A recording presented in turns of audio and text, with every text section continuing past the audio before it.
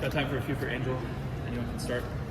How are you, Angel? Okay, how are you doing? Good. First question, just the announcement from the league this past couple days ago about expansion with going into Cleveland, Detroit, and Philadelphia. Just like, what's your reaction to seeing the league expand, adding more teams, and growing even more? Yeah, obviously it's great. I'm excited. Philly obviously is close to home. Cleveland, they had the Final Four there. And Detroit is also a great city because obviously we had a team there before. So I'm super excited about that, but also still focused on prioritizing on things that we don't have within the teams we have now. And I think that's really important, and continuing that with the new CBA coming up. So I know we're doing a great job emphasizing that, putting the press on them about that too. But obviously super excited to continue to grow, and more players can be in this league because this league is great, and there are a lot of great players out there that don't have an opportunity to play right now. You also won Player of the Month this month. Put up a Week? Player of the Week. I'm sorry. Oh, not yet. Player, not yet. We're not there yet. Ain't there yet. Player of the Week, just with what you put up, averaging a double-double, which we've seen this whole month. How do you feel like you have really grown in this system and feel like you've really gotten comfortable in learning this new position that Tyler asked of you at the start of the season? Yeah, just trying to stay consistent as possible. Obviously, I struggled in the first couple of games. Just staying poised, trusting my work. I have great people in my corner. I never really questioned my ability of what I can do. Obviously, you go up and down through your career, and thinking in the beginning it's going to be my sophomore slump, but I got out of it in my first couple of games, and I'm here and helping the team win as much as I can. That's the most important thing to me. Yeah, I'm happy. You mentioned Sunday about those first few games. At what point do you feel like you maybe had kind of that like switch foot moment? I feel like you were getting into that comfortable. I think I started a New York game. I think it was like the flip for me to kind of get going more. And then obviously going into Connecticut, I think that's when I got a triple-double, and then Phoenix, and then we just kept going and rolling. So I think getting things and taking small wins, even though if we lose the game, just looking at the film and knowing things that I've gotten better on or things that I can be better to help the team. So I think that's just what's important. You mentioned Sunday just how you've been putting in this work behind the scenes. What does it mean to see it like come to fruition and kind of translate on the floor as it has? Yeah, I knew it would come because I trusted it. I worked my butt off this whole offseason. I had great people at Unrivaled that really, really helped me, that's still connected to me, that still text me to this day. And I'm really appreciative of that because people can clearly say, like, hey, it didn't translate. It could be 3-on-3, and I wish it did. 3-on-3 didn't matter. But I knew it was going to translate, and it's just going to take time with it. And just continue to get comfortable. I'm not exactly where I am, right, where I want to be. To continue to shoot threes, continue to just be super versatile and do whatever my teammates need me to do. So I just trying to take day by day and figure it out.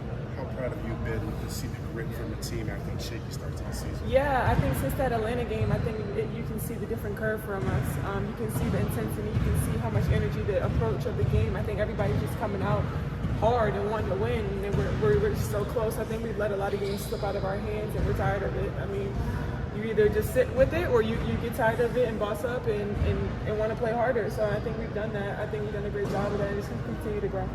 We've seen your facilitation, especially these last 3 or 4 games, really just get a lot more sound, less turnovers as well. I know you kind of talked about it, that post give the best passes to other posts. What is it about that post-to-post action, though, that really works with what Marsh is trying to do and how you're trying to build also your assisting ability that we knew you already had?